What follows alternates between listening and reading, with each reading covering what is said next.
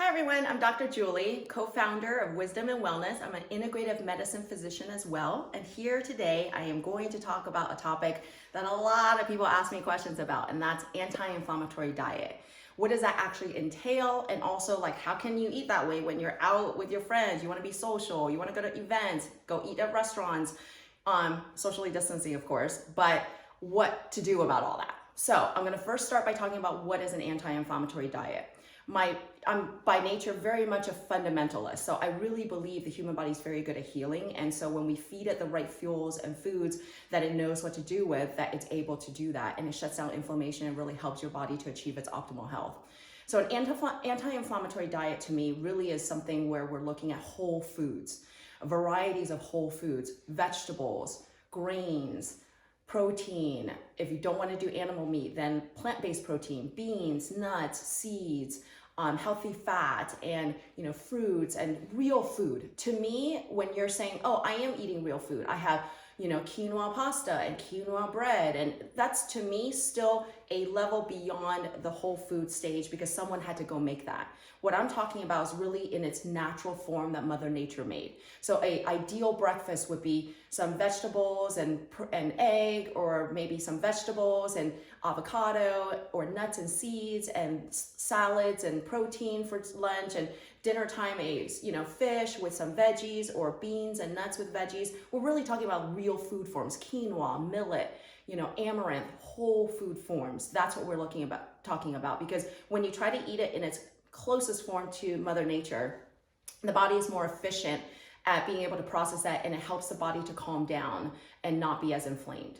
Now, I know a lot of times we talk about intermittent fasting, and a lot of people don't understand why that works. And, when we do periods of time where we're intermittently fasting, we're really allowing the body to shut down non-essential functioning and to try to heal and recover from within. It's a very simplified way of saying that, but when you do intermittent fasting, the body considers a lot of the inflammatory markers potentially non-essential, so your body has time to just rest and clear itself out in a very simplified way of explaining that. So I am a fan of that. However, having said that, I don't believe that you should only eat one meal a day, because the human body is a machine first and foremost and needs fuel to function. So being reasonable about intermittent fasting is very important.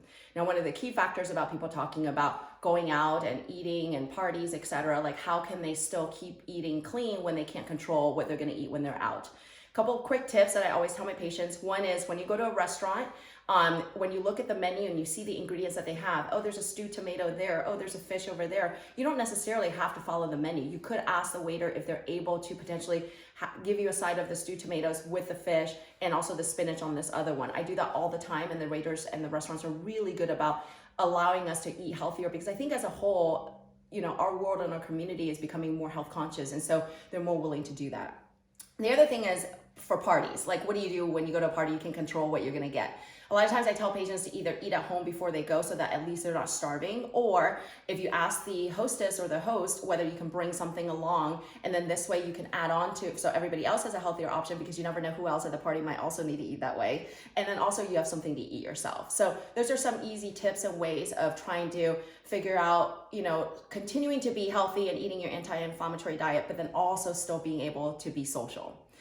At Wisdom and Wellness, we're really dedicated in giving you tools and support and education to help you walk in your own path to try to achieve your own wisdom and wellness goals. So this is just one segment on health tips, and there'll be more to come.